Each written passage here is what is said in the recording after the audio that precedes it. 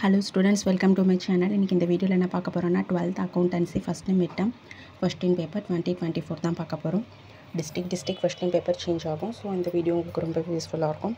மறக்காம இந்த சேனலை சப்ஸ்கிரைப் பண்ணுங்கள், லைக் பண்ணுங்கள், ஷேர் பண்ணுங்கள், ஃபாலோ பண்ணுங்கள், சப்போர்ட் பண்ணுங்கள். Thank you, all the best.